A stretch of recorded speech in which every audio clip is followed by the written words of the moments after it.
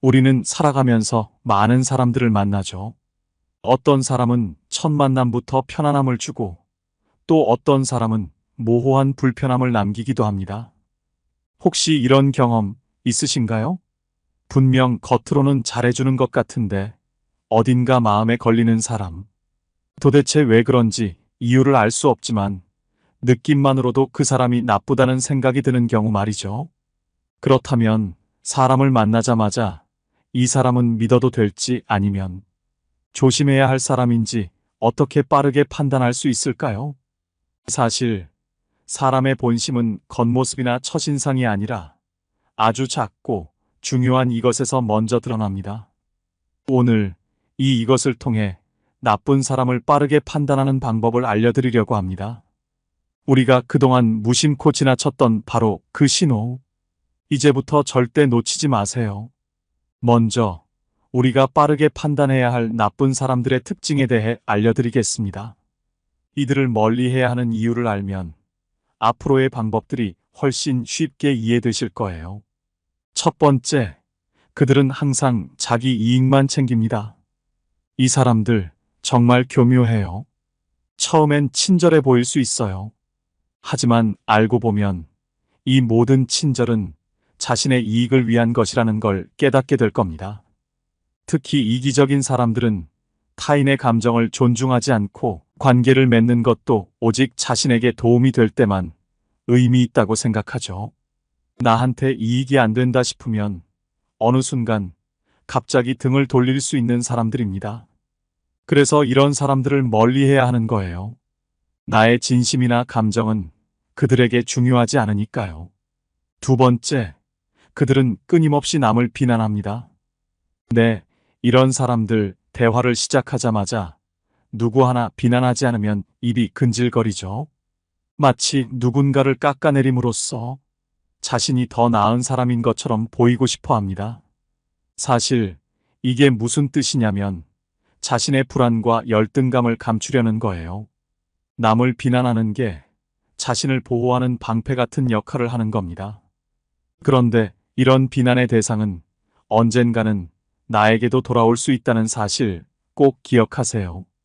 부정적인 말은 결국 나를 포함한 모든 사람에게 독이 되니까요.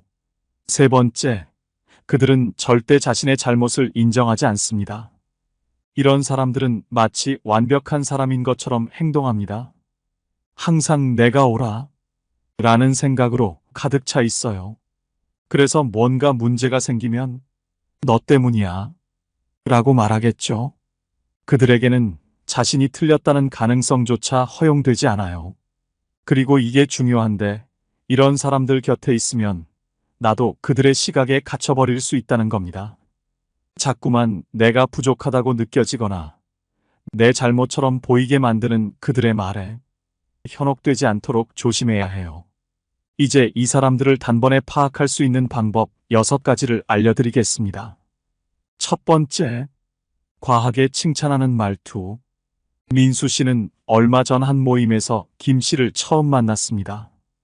김 씨는 처음부터 민수 씨에게 매우 친근하게 다가왔습니다. 와, 민수 씨. 정말 오랜만에 이렇게 멋진 분을 만나네요. 진짜 대단하세요. 어떻게 그동안 그렇게 성공하셨는지 궁금해요. 민수 씨는 칭찬을 들을 때마다 기분이 좋았습니다. 사실 너무 과하다는 생각도 잠시 스쳤지만 그래도 오랜만에 듣는 칭찬이라 기분 나쁘진 않았죠. 민수 씨는 미소를 지으며 대화를 이어갔습니다. 대화가 계속되면서도 김 씨는 끊임없이 칭찬을 이어갔습니다. 우와, 들을수록 정말 멋지세요. 제가 민수 씨랑 같은 자리에 있다는 것만으로도 영광입니다. 민수 씨는 처음엔 조금 어색했지만 차츰 김 씨의 과한 호의에 기분이 풀리기 시작했습니다. 며칠 후 김 씨가 연락을 해왔습니다. 민수 씨, 제가 좋은 투자 기회를 하나 알고 있는데 함께 하시면 큰 이익을 보실 거예요. 민수 씨 같은 분과 함께라면 저도 든든할 것 같아요. 이 말을 듣는 순간 민수 씨는 김 씨의 과한 칭찬이 단순한 호의가 아니라 자신의 이익을 위한 수단이었음을 깨닫게 되었습니다. 김 씨처럼 과하게 칭찬을 남발하는 사람들은 그 칭찬 속에 숨겨진 의도를 가지고 있습니다. 이들은 상대의 경계를 무너뜨려 신뢰를 빠르게 얻고 이후 자신이 원하는 것을 취하려는 심리적 조작을 사용하는 것이죠. 처음엔 기분 좋게 들릴 수 있지만 결국 그 칭찬은 상대방을 조종하기 위한 도구로 변질됩니다. 이러한 칭찬은 단순한 호의가 아니라 상대방을 이용하기 위한 교묘한 전략일 수 있기에 각별한 주의가 필요합니다. 다산 정약용은 이렇게 말했습니다. 과한 칭찬은 아첨과 다르지 않다. 과한 칭찬은 순간적으로 우리를 기분 좋게 만들 수 있지만 진심이 담기지 않은 말은 오래가지 않습니다. 눈앞의 달콤한 말에 현혹되기보다는 마음을 나누는 깊은 관계를 소중히 여기세요.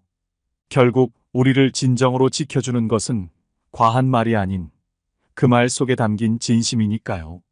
마음을 따뜻하게 해주는 사람들과 함께할 때 우리의 삶은 더욱 빛나게 됩니다. 두 번째, 자랑으로 일관하는 말투. 수진 씨는 얼마 전 자녀 학교의 학부모 모임에 참석했습니다. 그곳에서 처음 본 학부모 김 씨와 자연스럽게 대화를 나누게 되었죠. 그런데 대화가 시작되자마자 김 씨는 자신의 자녀에 대한 자랑을 슬쩍 시작했습니다. 우리 아이는 이번에도 전교 1등을 했어요. 주변 학부모들이 우와 대단하다고 칭찬을 시작하자 공부뿐만 아니라 피아노 콩쿠르에서도 상을 받았고 체육대회에서도 우승했죠. 어떻게 이렇게 다 잘할 수 있는지 저도 신기할 지경이에요. 라고 덧붙였습니다. 처음엔 수진 씨도 웃으며 듣고 있었습니다. 누구나 자녀에 대한 자랑을 할 때가 있으니까요. 하지만 시간이 지나면서 김 씨의 자랑은 계속되었고 대화는 오직 김 씨의 이야기에만 집중되었습니다. 사실 우리 아이는 유치원 때부터 특별한 교육을 받았어요. 제가 직접 관리하면서 모든 걸 계획적으로 했죠. 덕분에 다른 아이들보다 훨씬 앞서가고 있죠. 정말 제가 아니었으면 이런 성과를 내기 힘들었을 거예요. 수진 씨는 점점 불편함을 느꼈습니다. 왜 이렇게 계속 자랑만 하지?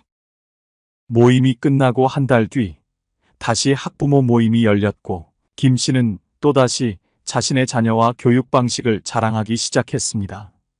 이번에도 우리 아이가 학원에서 수상했어요. 다들 우리 아이가 최고라고 하더라고요. 정말 우리 집은 교육비를 투자한 보람이 있어요. 수진 씨는 김 씨의 이야기가 이제는 피곤하게 느껴졌습니다. 이 사람은 자랑만 하고 진정한 대화를 할 생각은 전혀 없구나. 라며 마음속으로 김 씨와 거리를 두기로 결심했습니다. 김 씨처럼 끊임없이 자랑만 하는 사람들은 자기애성 성향, 즉 나르시시스트일 가능성이 큽니다. 이들은 자신을 특별한 존재로 느끼지 않으면 불안해하고 주변 사람들에게 끊임없이 자신의 대단함을 증명하려 합니다. 나르시시스트는 자랑을 통해 의도적으로 상대방을 하찮게 만듭니다. 그들의 자랑은 단순한 과시가 아니라 심리적 공격입니다. 상대를 깎아내리며 자신을 더 높여 보이려는 것이죠. 이런 사람들과 대화를 나누다 보면 상대방은 점차 자존감이 깎이고 자신이 부족하다고 느끼게 됩니다. 그들의 말 한마디 한마디가 심리적 무기로 작용해 상대를 무너뜨리기 때문입니다. 나르시시스트의 말투는 상대를 통제하고 압박하는 도구로 그들의 대화는 소통이 아니라 자기 과시를 위한 무대입니다. 결국 이런 사람들과의 관계는 끊임없는 비교와 불안으로 이어질 수밖에 없습니다. 퇴계 이황은 이렇게 말했습니다. 스스로 자랑하는 자는 자신의 가벼움을 모른다. 자랑으로 일관하는 사람들의 말은 순간적으로 우리를 위축되게 만들 수 있습니다. 하지만 그들의 말에 흔들리지 마세요. 진정한 자신감은 과장된 말이 아니라 조용한 행동에서 나오는 법입니다. 진심으로 대화하고 서로의 가치를 존중하는 사람들이 우리의 삶을 더욱 풍요롭게 만듭니다.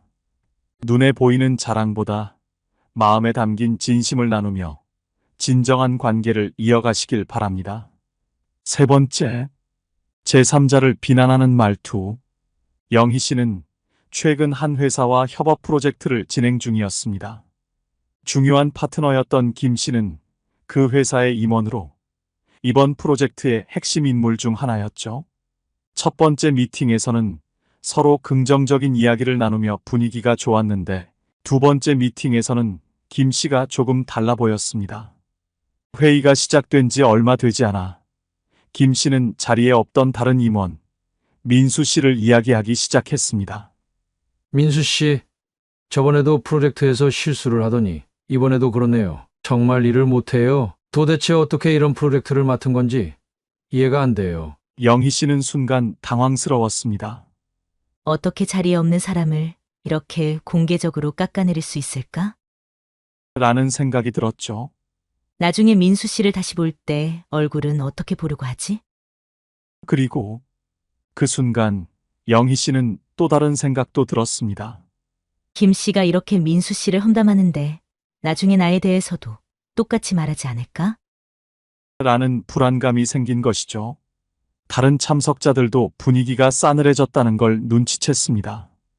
김 씨처럼 타인을 깎아내리는 말투는 그저 단순한 습관이 아닙니다. 이런 사람들은 자신이 부족하다는 불안감을 숨기기 위해 다른 사람을 깎아내려야 더 우월해 보인다고 생각하죠. 하지만 이런 말투는 듣는 사람들에게까지 영향을 미칩니다. 지금 민수 씨를 비난하는데 나중엔 나도 저렇게 말하지 않을까? 라는 불안이 들게 되죠. 사실 이런 비난은 단순한 말이 아니라 심리적 폭력입니다. 상대방의 자존감을 서서히 무너뜨리고 주변 사람들 사이에 불신과 긴장을 조성하는 무서운 힘을 지니고 있죠. 말투 하나만으로도 우리는 그 사람의 내면을 엿볼 수 있고 이런 사람들과는 거리를 두는 것이 안전합니다. 율곡 이인은 이렇게 말했습니다. 말은 마음의 소리라 그 말이 천금을 움직인다.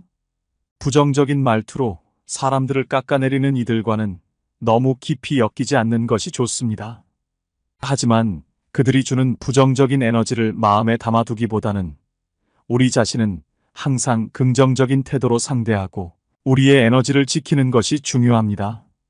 좋은 사람들과 함께 협력하며 서로의 가치를 인정하는 건강한 관계를 만들어 가시길 바랍니다. 네 번째, 상대의 반응에 맞춰 변하는 말투. 영희 씨는 최근 자녀 학교 학부모 모임에서 김 씨를 처음 만났습니다. 모임에서 자연스럽게 번호를 교환하게 되었고 며칠 후 김 씨가 먼저 영희 씨, 우리 한번 커피 한잔 할까요? 라며 친근하게 연락을 해왔습니다. 영희 씨는 기분 좋게 김 씨의 제안을 받아들였고 근처 카페에서 만나게 되었습니다. 처음 대화는 편안하게 흘러갔습니다. 그런데 대화를 나누던 중 김 씨가 갑자기 학원 이야기를 꺼냈습니다.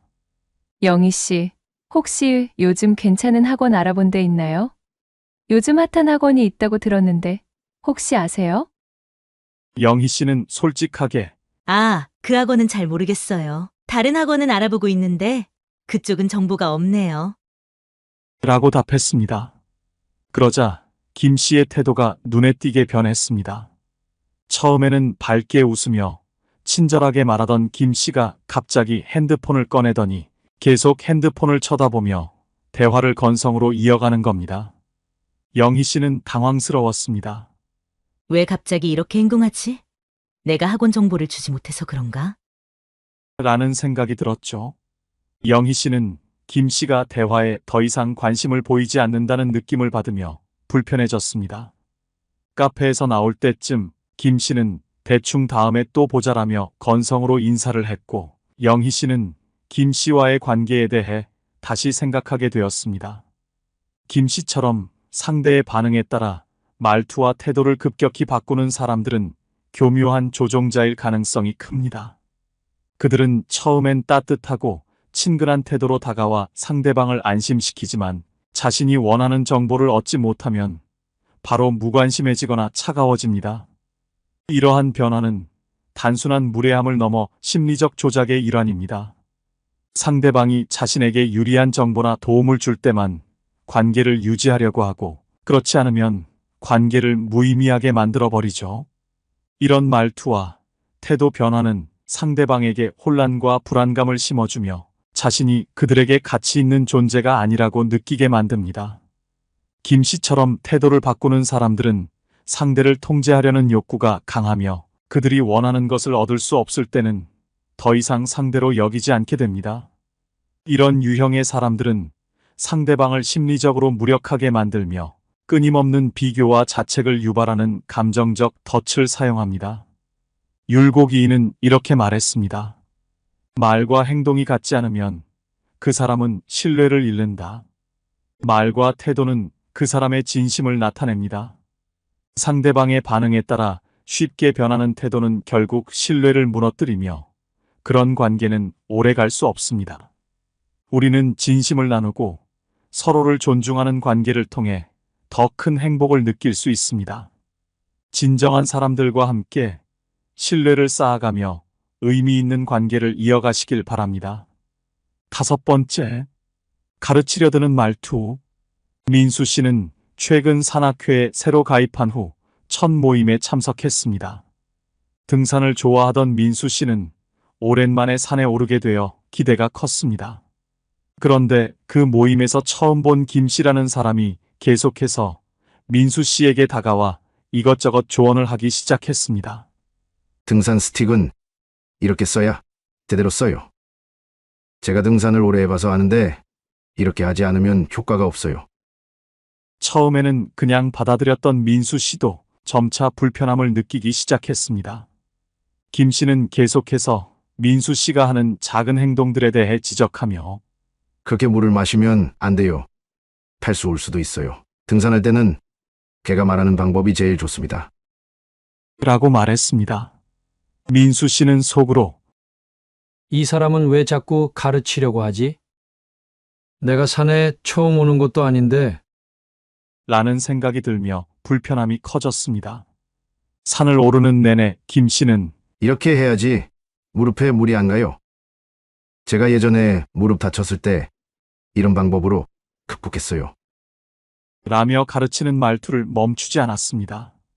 민수 씨는 김 씨의 지적과 가르침이 끝없이 이어지는 대화 속에서 자신이 마치 아무것도 모르는 사람처럼 느껴지기 시작했고 산행 내내 불쾌한 기분이 들었습니다. 김 씨처럼 처음 본 사람에게 가르치려 드는 사람들은 우월감을 드러내고 싶어하는 욕구가 강합니다. 이들은 상대방을 가르치며 자신이 더 뛰어나다는 인식을 심으려 하지만 그 이면에는 상대를 통제하려는 심리가 숨어 있습니다. 이런 말투는 상대를 심리적으로 위축시키고 자신이 부족한 사람처럼 느끼게 만듭니다. 특히 민수 씨처럼 이미 경험이 있는 사람에게는 경험을 무시당하는 느낌을 주어 더 큰 불쾌감을 유발할 수 있습니다. 가르치려 드는 말투는 상대방의 자율성을 침해하며 결국 대화가 아닌 일방적인 지시로 변해 상대에게 피로감과 불편함을 남깁니다. 다산 정약용은 이렇게 말했습니다. 가르침은 때로 상대의 생각을 지우는 무기다. 모든 사람은 자신의 경험을 존중받고 싶어 합니다.